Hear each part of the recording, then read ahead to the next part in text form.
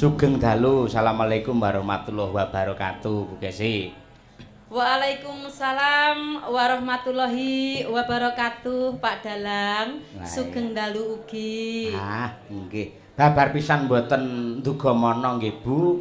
Ing ngatasé awake dhewe mligine kula sing isih sinau, isih belajar parandene dipun percaya kalian Pak Saripin supaya ngrengga pahargyan ngunduh temanten dalu menika. Nggih, Pak Dalang. Remen sanget dalu menika dipun dawuhi Pak Saripin nglipur warga ageng wonten ing Sambong mriki. Nembe sepisan niki nggih, Pak. Sepisan menika. Biyen nate ana Mbiting, biyen nate. Teng Biting nggih. Heeh, cedhak cepu kono biyen nate. Nggih. Ngono kuwi mila sampeyan minangka wakile kadang-kadang pengrawit lan waranggana ngaturna panuwun marang Pak Saripin sekalian Ibu Ngapinah. Karo sedaya para sesepuh, para lenggah sutresna budaya ing kepareng ngestreni rawuh. Ya, Bu. Nggih. Wilujeng dalu konjuk sedaya kemawon para tamu ingkang dalu menika rawuh wonten dalemipun Bapak Saripin sekeluarga. Nggih. Kula minangka wakilipun kanca-kanca pengrawit lan wakilipun ibu-ibu waranggana lan wakilipun Pak Dalang sing ganteng dhewe. Anak wis papat dadak kakean ngomongnya. Lah napa to, Bu? Wong bojo-bojoku dhewe ya tak lem-lem dhewe lho, Bu. Iya. Ngaturaken panuwun ingkang tanpa upami dalu menika sampun dipun percaya nglipur keluarga ageng Bapak Saripin sekeluarga. Saripin. Saripin. Wis. Awut ae ora. Pramila kula nderek ndedonga mugi-mugi Bapak Saripin sekeluarga tansah pinaringan katentreman lahir batin. Amin. Murah rezekinipun. Amin. Keselamatan donya prapteng akhirat. Amin. Dene Mbak Yu manten lan Kang Mas manten mugi-mugi dadosa pasangan ingkang sakinah mawaddah warahmah kebak ing katentreman lan cinta kasih lan ugi enggal pinaringana momongan ingkang nengsemake. Amin. Dene Pak Saripin taun ngajeng tambah rezekinipun. Sampun kesupen nanggap wayang malih nggih, Pak. Matur nuwun. Iki suasanane malah kaya wong genduren iki piye to iso. Ha iya ne ya dongane apik. Tur Bu Kesi aja ngawur, Bu. Mosok wong piyayi kok ben taun kok nanggap wayang iki lho rumangsamu. Nanggap wayang mesti ana evene, mbuh sunatan utawa mantu. Wong ora ngopo-ngopo taun ngarep kon wayangan. Lho, kan gadah putu. Yen nampa putu ya syukuran mengke sepasaran bayi ya nanggap wayang malih nggih Pak Saripin. Iya. Ya ngono ki lak yo jeneng nanggap wayange ragate ora sithik. Dadi tidak harus tiap tahun wayangan. Kok nganti ben taun kok Pak Saripin wayangan. Iso lho daleme kene ning ngarepan ditulisi Saripin alias Sida Ludes no iso. Mergo ben taun wayangan. Ya nonton sikon to Bu Kesi, nonton sikon. Ya, inggih ndongake Pak Saripin. Heeh. Mugi-mugi rezekinipun lumintu, mboten lokak ning malah kebak nggih Pak, nggih Bu. Ora wutah ning tambah wutuh. Nggih. Ngono kuwi. Pak Dalang. Apa? Ya Allah, dalu niki kula jan remen sanget. Kula wau teng pondokan mriko to, karo ibu-ibu pas macak, pas dandane dirubung. Lek nyawang jingleng ya Allah motoni ndemoki rambutku, ndemoki bokongku. Ya Allah, Bu. Dicetoti barang saking gemese, ya Allah. Oh ning dalem mau to, pondokan mau to. Nggih, terus goleki Pak Dalang endi yo? Ya Allah, Pak Dalang iki ganteng tenan lho. Nah, iya. Aku ngerti lho sampean mau dicewoli diambung sengak-sengok ngerti. Mongko nek sebelahe nek bojone. Wah, sinten mau, Bu? Ngene lho, Bu. Dalem. Piyayi putri ngambung karo dalang. Nggih. Watone dalange ikhlas, bojone dalang ya ikhlas. Insyaallah dadi sedekahe sampean. Mula lek sampean pengen sedekah sing akeh, aku kon rabi terus dadi ngono kuwi. Iya, Pak. Panjen sampean wis tak liarke ya, Pak. Oh, ora kaya kewan ae diliarke ora. Ning matur nuwun tenan mau ana dalem mau wis diparingi. Nyun ngapunten, Pak, mau ngregeti kula sak kanca. Saya yen sinden kapuke tekan ngendi-ngendi. Ha iya. Ning aku kaget tenan bareng mlebu ning kamar mandi. Iya. Enek kandange wedhus kono. Ha iya. Aku iki sirku nderek tewingking kula nuwun sing nyauri mbek ngono. Waduh, 35 iki. Ha iya. Ha iya. Apal. Heeh. Saiki nembang ya Bu ya. Nggih, Pak Dalang. Iki ana nawala. Ah, Nggih. Sugeng dalu, Mbok Cangik. Niki kula Mbah Lawiya blimbing nyuwun gending Sri Huning. Nah, nggih, mangke dipun tayupaken kagem ingkang kagungan kersa Pak Saripin. Wah iya. Sri Huning lak karyane Mara Sepuh jenengan. Nggih, Sapa? karyane Maratuwa kula, Bapak Haji Sakrun Suwanda. Kowe iki tak sampluk kowe engko ora. Lah nyapa to? Ki Haji Sukron Suwanda. Ya ben to sak karepku. Iso sakrun lho. Dadi mantune 10 tahun karo Maratuwa ora apal iso sakrun. Ayo. Sakrun wis apik ndingi malah sukiran Nduk. Ayo. Lah masalahe sampean yo ngece bapakku kok. Ngopo? Nyeluk Pak Wagiman ngaturi Mbah Wagiman kok Ki Wagiman. Ketok mbok piye-piyeke ngono lho, Pak. Lah bapak Maratuwa kuwi dalang apa ora? Dalang. Asmane sapa? Pak Wagiman. Lah iya tak arani Wagiman kok sampean tersinggung iki piye? Ning cara penyampaianmu ki lho nganyelke. Lho, sik to, saiki kurang piye to? Upamane ya alun-alun Bluro wayangan Pak Nom Surata. MC-ne le nyiarke lak mesti cetha. Hadirin sekalian, dalam rangka hari jadi Kota Bluro akan menggelar pagelaran wayang kulit dengan lakon Dewa Ruci dalang Ki Haji Anom Surata. Nah, kepenak. Nah, ta. Dalam rangka HUT RI yang ke-74 di Kecamatan Sambong menggelar pagelaran wayang kulit dengan lakon Babat Wonomarto dalang Ki Haji Mantep Sudarsono. Enak. Hadirin sekalian, dalam rangka hari jadi Kota Tulungagung akan menggelar pagelaran wayang kulit dengan lakon Wahyu Waringin Kencono dengan dalang Ki Wagiman. Piye ngono kuwi? Wis salahe sampean nyakrun-nyakrunke bapakku ora. Lah iya, mula yen aku matur Mbah Sakrun aja nesu. Ning kuwi tandha tresnaku, tandha hormatku karo Bapak Mara Sepuh. Bapak Mara Sepuh senajan to tak garapi Mbah Sakrun ya ora nesu kok, malah panjenengane gawe wayang sing sejenis kuwi sing padha karo pasuryane Mbah Sakrun niku. Dadi gawe wayang ngoten. Iki Aku iya padha aku le guyon karo Mbah Wagiman mergo saka hormatku lan setiaku karo Mbah Wagiman ngono. Mula angger panjenengan rawuh, halo hadirin rawuh Mbah Wagiman. Ayo.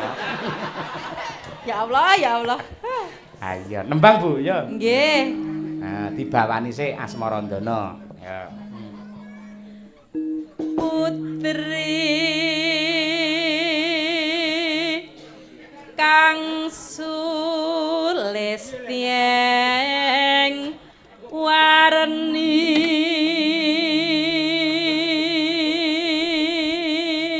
Hadirin sekalian, Sri Huning Mustika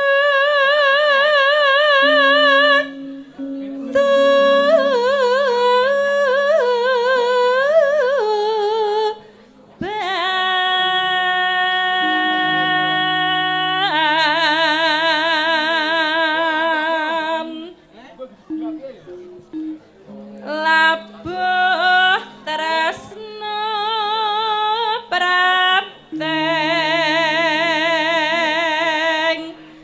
layan.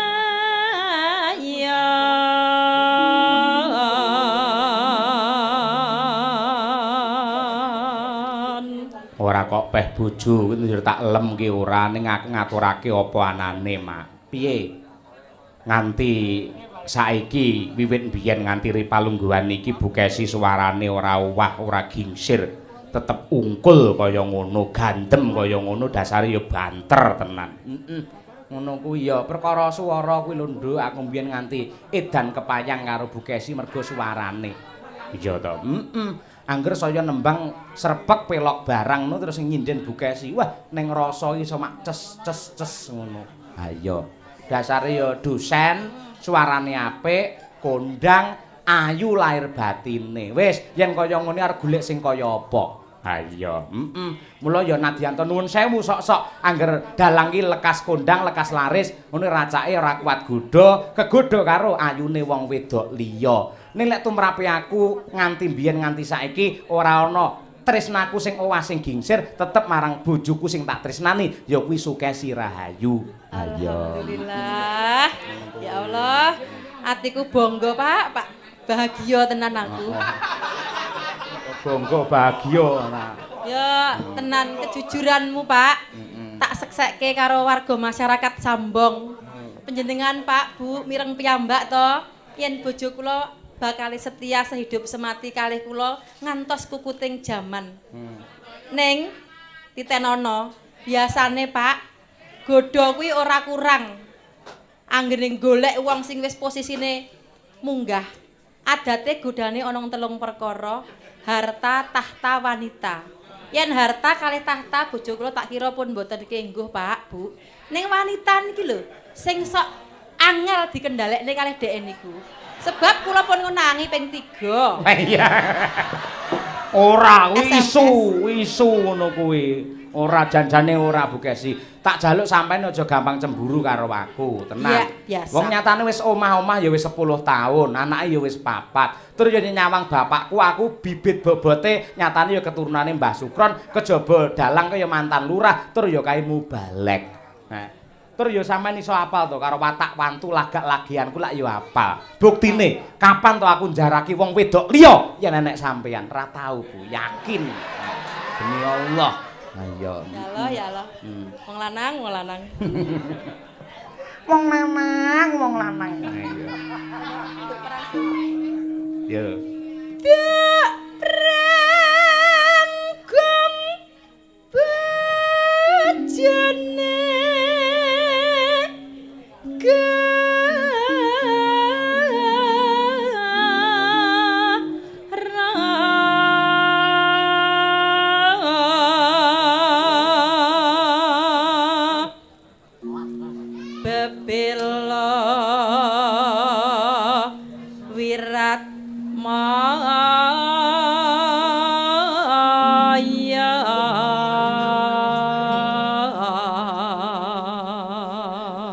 lan ugi ngaturaken panuwun dalu menika dipun lenggahi Pake sing ngendhang. Heeh, Pak. Nggih. Pepunden kula Narendra Trigarta Prabu Susarman. Oh iya, Pak Sarman. Oh iya, Pak Sarman. Iya, tilik karo anake. Nggih ngoten niku ngrokok ngoten niku. Ha iya. Lah wis iso golek dhewe ya men. Ha iya, lek mbiyen wedi mbiyen. Ha iya. Saiki wis ora masalah. Ha iya. Lho Yi. Ya melu kae. Endi? Kae. Wah, Isor kempul. Lho cakrane ngrat prei to. Mas. Mlebet ning iki refreshing sik biasane ngono kuwi. Ha yo. Ya nyontoh Masmu kuwi lho. Ketoke mulai jenuh ngendangi Pak Yoyo mesti melu komposisi ngono kuwi. Kuwi mak pamrih apa? Ya men fresh ngono kuwi. Bendina ngedep kelir ae. Ha iya. Wis ra apa-apa, sing penting ora mogok kerja. Nganti mogok kerja no. Lek sing mogok kerja ling guyu kedisi endinge malah ben lek kuwi. Wong lagi abe rong der iso weh. Aku tak baleni bolak-balik kaku nanti. Ya Bu. Rangira Sri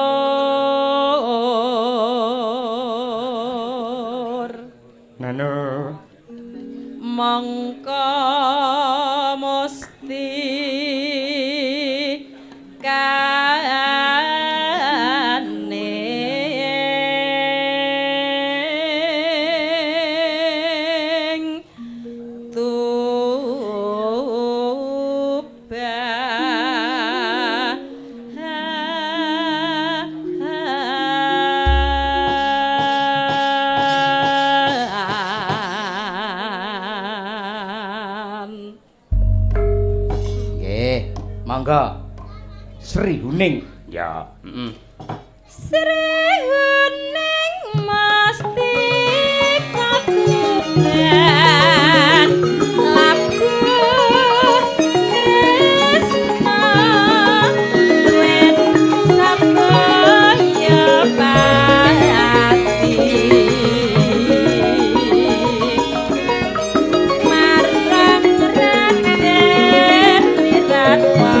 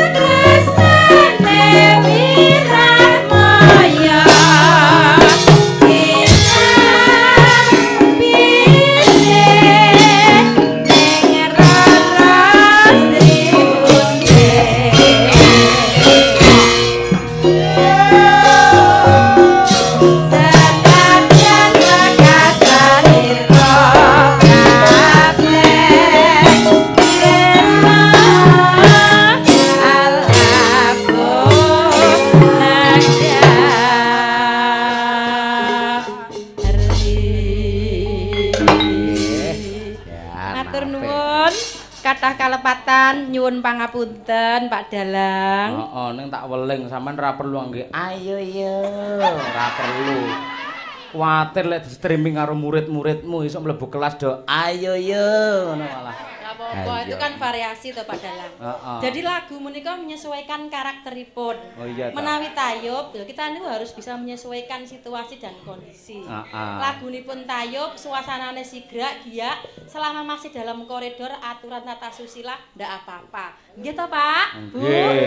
Ning Semelangku lek kebablasen lho, nanti nang omah bareng anak-anak do turu kowe karo aku mlebu kamar terus ayo yo. Wayahe. Loh, ya ora apa-apa to, Pak. Kan ya bojone dhewe kan sah ndak masalah. Lah ya aku wetengku ya kaku to malian. Malah langsung lemes nek krungu. Ayo yo, ngono ae. Lah iya ngono kuwi apik. Dasaripun dalu menika ugi di live streaming Pak Saripin, ampun kuwatir. Menawi panjenengan ngersakaken dokumen utawi kasetipun, mangke sak rampunging pagelaran kalian bagian streaming Mas Tahim kajengipun bakaraken kaset insyaallah mangke kula paketaken kula kirim dhateng dalem mriki. Oh iya. Ya mergo nggone barang nuwun sewu sing rada rupek. Pak Saripin ya sangat menggalih mula ning jaba diparingi layar. Men sing mresani kabeh ora gelo, sing ora iso pinarak lenggan nyedak nggon gamelan kene iso mresani lumantar monitor utawa layar. Iya, lan uga lumantar streaming Kuntadi channel. Alhamdulillah. Iya, Mak, iya. Assalamualaikum warahmatullahi wabarakatuh. Waalaikumsalam. Wilujeng dalu Pak Dalang Cahya Kuntadi, mugi-mugi panjenengan pinaringan bagas waras. Amin. Derek wungon saking kula sinten iki? Rangga Danuarta, nggih. Saking desa Sambong kula ajeng nyumbang gending lan bawa slendang sutra kuning. Nah nggih, gending kala wau kula aturaken dumateng sedaya para penggemar Ringgit Purwa ugi kadang-kadang Wayang Mania Community WMC Mas Karno CS. Tepuk tangan untuk WMC. Iya, rek ya nyetriming nggih Mas niki. Nggih, wah mesake ngangge HP. Nah iya, Semelangku lek nganti sesuk-isuk mbledos HP-ne. Ya ora apa-apa kuwi mergo tresnane karo kesenian. Tur apike WMC ki, Nduk, panjenengane tidak fanatik. Dadi ora gagas dalange sapa, lakone apa. Ning waton ana wayang mesti panjenengane kepareng nyengkuyung. Dadi ora fanatik. Kabeh wayang ditresnani mergo kuwi jati diri kabudayane wong Nuswantara. Wah iya. Apik temenanan. Kaya ngono kuwi dadi sing mayang ora mung awake dhewe, yen Mas Kangko mayang ning Bluro ya disengkuyung, Mas Sigit Ariyanto mayang ya disengkuyung lan sapa wae. Ya, dipun tayupaken cara Tuban. Nah nggih, bablasaken napa niku tayub Tulungagung. Sampun cekap atur kula Pak Cahya Kuntadi. Wassalam. Nggih. Pundi menika? Raka Mas Rangga Danuarta mriki pinarak panggung mriki. Ayo. Mangga Mas Danu. Mangga mriki kula entosi. Mas Danu mangga mriki penonton wis ngenteni Mas Danu. Leres nggih, Mas Rangga Danuarta. Nggih, kula. Wah, asmane elok tenan, Rangga Danuarta. Sugih nggih jenengan mesti. Nitik enten artane niku lho. Nggih. Nggih, dereng mesti, Pak. Dereng mesti. Nggih. Ning sing baku mboten perkara sugih utawi mboten, ning sing baku barokah. Nggih, sehat. Tambaken barokah menika. Oh, nggih. Sampun kagungan garwa? Dereng. Oh, dereng. Nggih. Yuswa pinten Mas Danu?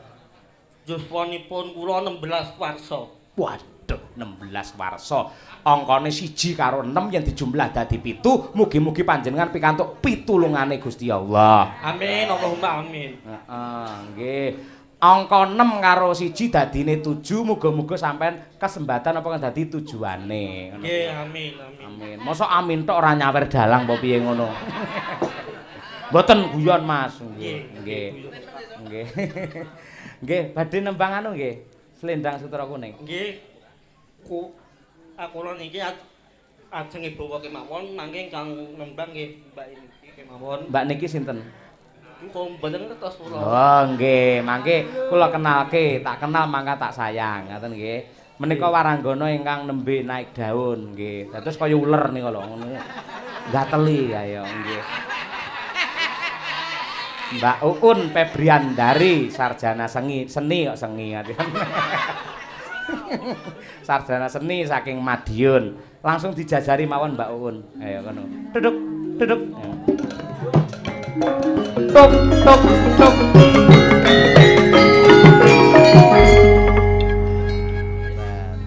Monggo mang kenalan. Wilujeng dalu Mas Rangga. Nggih, wilujeng balu. Dalu Mas, ya Allah. Mas Rangga. Dalem. Niki kaya film malian. Sampean Rangga nika cinta. Iya. Lebih mudah mencintai 1000 wanita, tapi lebih sulit melupakan satu yang telah menyentuh inti jantung. Wah, itu. Itu puisi Rangga seperti itu. Ngoten ya. Nggih. Pengen dadi ranggane cinta apa ora nggolawe sampean? Niku daleme pundi Mbak Un ngono. Iya. Dalemipun pundi Mbak Ul? Kula Medion Mas Rangga. Medion. Nggih. Adepmu lho rono sing pernah malah didepne ning bojoku kuwi apa? Ajake ngesir Mbak Kesi. Lah iya, nah ngoten nggih, nggih. Mpun tengok niku tok. Nggih. Oh nggih mpun. Nggih, saiki bawane nggih. Nggih. Monggo. Bawane napa, Mas? Asmarandana saking karanganipun Ki Haji Mantep Sudarsono. Asmarandana. Nggih. Oh, nggih, nggih, nggih. Monggo, monggo, nggih. Monggo. Rina wengi tansah eling. Wah, sae sanget jan kaya wong adan. Ayo nggih. Guyon ampun ampun nesu Mas Rangga. Wis duwe cinta Adan bareng. ya kesenian kok ya. Ah, iya. Ampun swara. Agama kayak ora kesenian kok adan kok. Lah adan kan nganggo seni to, Pak? Oh iya. Masa Nggih seni. Seni niku. Nggih. Ya ngono Mas Rangga. Heeh. Ya. Mesakne un ra Tak dibaca. sauri dhewe. Ya.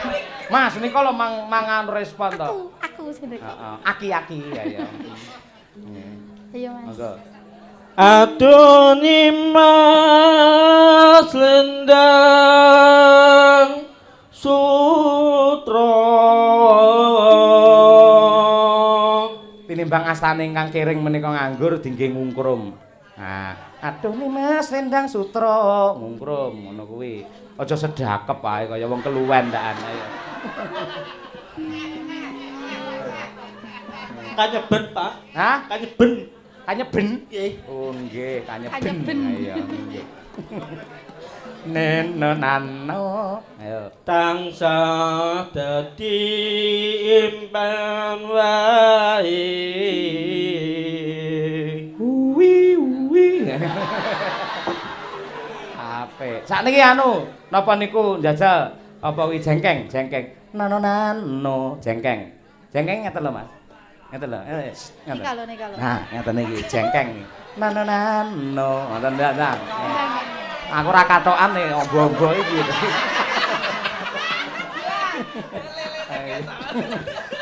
Enek gajah itu. So gajah. Lah mong enek telalene. Ha iya ora. Ndak untuk Mas Jengkeng, Mas Jengkeng. No. Ada. Ayo. Nah. Ngungkrum wong wadon niku kudu berani seperti itu, ngono. Nah. Nano, Mas. Ini Mas. Mas. Yen wengi. Mas. Ngenten lho. Yen wengi. Nah. Yen wengi kumudurina. Wah. Ganti posisi tangane ngeten. Mas, Mas Rangga. Ngene lho. Nonano. Nah, yo. Yo tuh Mas. Ayo. Yen rina Tembak dhuwur ngono ta. kaya takon. Lho, madhep ning bojoku neh to. Kono lho. Wah, iki piye to iki? Nano. Sumanding ana tanganku. Tangane cekel cek ngono ya. Nah, ya. Aduh Mas Lendang Mas Wen. Sutra. Wah, enak setrume lho nih. Enten setrume. Lah iya pancen iki anake Genset tok dadi. Ayo, elok jos. Nggih, luar biasa. Nyuwun oplos untuk Mas Rangga para penonton, luar biasa. Piyayi nom ning kepareng tresnani karo kabudayan terus dasare iso nembang. Oh, terus ngene. Iya, nggih. Niki sing nembang sinten? Mbak Uun. Mbak Uun, ya matur piyambak. Mbak Uun kula nyuwun kanthi sanget. Ayo. Mbak Uun, Apa? aku kula nyuwun kanthi sanget dumateng panjenengan. Ademmu iki lho. Panggah diungkak ngene bojoku ae lho Panggah. Enek magnete to. Lah iya. Piye Mas piye? Kula nyuwun sanget dumateng panjenengan. Nggih. Tulung dipun tembangaken Sendang Sutra Kuning. Nggih. Mangke dipun talipaken Tuban dabraske tulung agungan. Nggih. Wah, lah iki ra mampir Blitar kuwi. Boten. Anu ngasta arta mboten? Nggih nyawer. Ngasta niku. Niki ya, Mang caosne Mbak Uun dhewe. Ya. Minangka tandha tresna. Wah, bareng dine dhuwit pringis. Mas, minangka tandha tresna. Nah. Ayo. Ndang ngomong kok 50.000 lho sak tak tampani nang. Minangka tandha tresna. Aja cepet-cepet. Kaya toprak kae lho. Wong ayu. Ayo, Ndang. Wong ayu, terokno. Wong ayu, Garo pamujane ati. aja cepet-cepet. Wong ayu, Wong ayu. garwane wong akeh. Mosok akeh. Sing tresnani wong akeh. Minangka tandha tresnaku marang sira. Ayo. Minangka tandha tresnaku marang sira. Tresnaku Tresnaku marang sira. marang sira. Wong ayu Wong ayu ingkang prasasat ingkang prahasat. widodari darat. Widodari kahyangan. Oh iya, kayangan. Sang Batari Permoni. Oh iya. Menika kula aturaken Menika kula aturaken bebingah bebingah wujudipun. wujudipun arta. Wah iya. Ingkang gunggungipun Ingkang gunggunipun 50.000. nggih, dibayar tunai. Sah. Ayo. Ya tak tampa ya Mas. Nggih. Mugi-mugi barokah kanggo aku. Amin. Amin. Amin. Ayo. Menika kan kerawan tamu spesial. Lho sinten? Mas Doyi. Oh, Mas Doyi. Eman-eman nek rakon ngendang. Oh iya ya Mas, ngene nggih tambah kangen. Ayo kene ayo. Ayo, Ning Mas aja Doyi. sesek-sesek lek karo aku ayo. Ayo, monggo. Lho. Monggo Mas Doyi. Ayo, ya, Mas. Jaluk disepoti to. Oh iya. Minangka tandha dharma bektimu ning kakangmu iki kudu lah ngono kuwi. Ayo. Nah, ngono wah iki. Ayo, Nah, jas iki pengendange Pak Igit. Pak Heru ngadeg arep joget. Lho, Apa sapa digarapi ora? anu lata. Kae arepe ning warung-warung ngandani mananggap dalang cahya sae ngono. Sing ngendang kula. Iya. Nggih. Ya, Mas. Ya. Keng kula. Ya iya ngono. Selendang sutra kuning pada mata kang diwenehake nalika papisahan kowe janji marang malih ati wis meh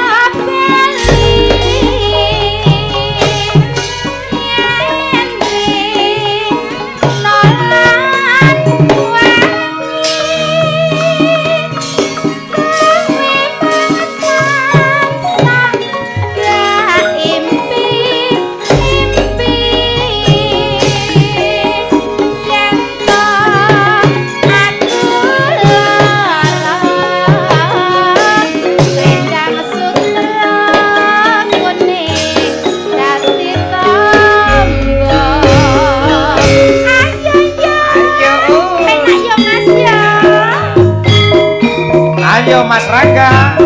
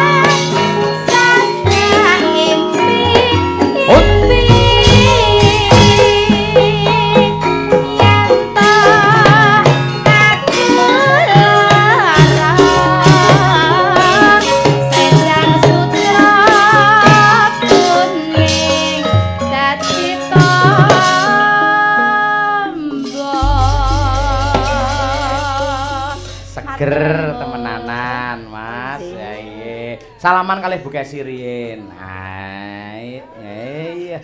Ya. Lagi iki ana wong nyalami sinden ora nyawer lagi iki. Mas, titip niki nggih sing ngendangi sampean Mas Doyik ya. Iya ya. Nika Mas Doyik nika matur nuwun lho kuwi. Ayo weh. Lerang ini ora iso ngumpul anak loro sak bapake. Temenanan matur nuwun Pak Sarman. Putra kekalih sedaya sampun dados pengarepe para pengrawit. Ayo. Lah iya nggih. Tur ya le menit Pak Heru luar biasa. Wong Pak Heru mbiyen lak pengendange Pak Sigit. Ha iya. Ning aku yen ning kene terus ora iso ning Solo. Mongko aku ya kepengin ngendangi Pak Purbo barang. Ngono kuwi. Mulane tak toto ki Doyik iki tak posisikan sebagai pengendang Cakraningrat men aku iso melu komposisi barang. Ngono kuwi. Ha iya elok. Ngoten niku Pak Sarman ingkang putra. Nuwun sewu lho Mas Yoyo. Nggih, Pak. Rumiyin Mas Heru kalian Mas Doyik nika rikala tahun 90 pun nate kendang cilik wonten mriki. Nggih saestu wonten mriki. Ngendang jaipong. Dusun jaipong cilik nika Mas Heru kalian Mas Doyik niku. Rampak ngoten nggih, Pak? Oh, mboten nggih piyambak-piyambak wong nderekaken kula ae le melu ngethuk kula ngoten. Nggih. Nggih maine tenggene Pak Daseman riyo. Enten nggih Pak Daseman nggih. Oh, alah. Rumiyin tahun 90-an niku, Pak. Nggih. Cah loro ngendang bareng ngoten nggih, Pak? Mboten sing Doyik ning namung anut ngoten mantha. Oh. Ning pun kula celake kali gamelan ngoten lho.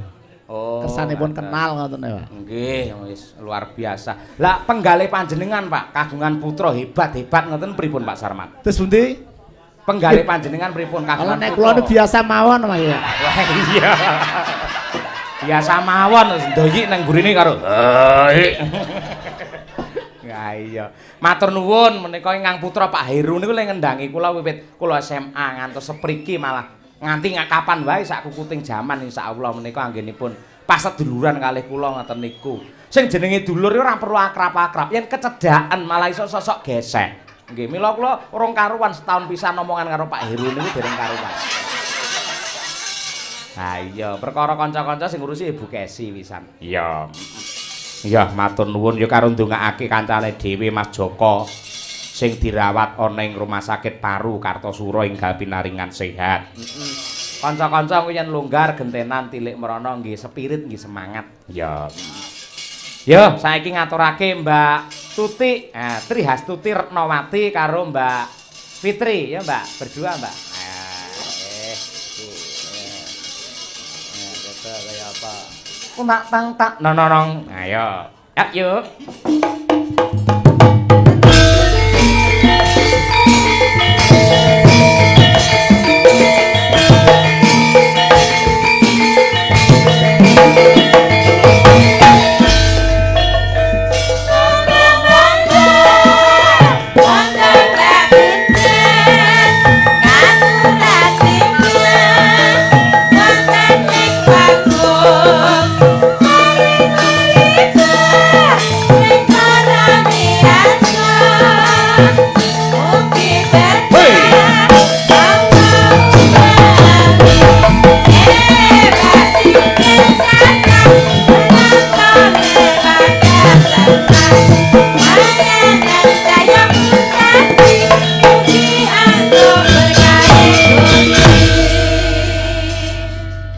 Karo Mbak Fitri jumeneng disupoti nganggo gamelan kepenak dasare pengendangi ya sigrak. Ha iya.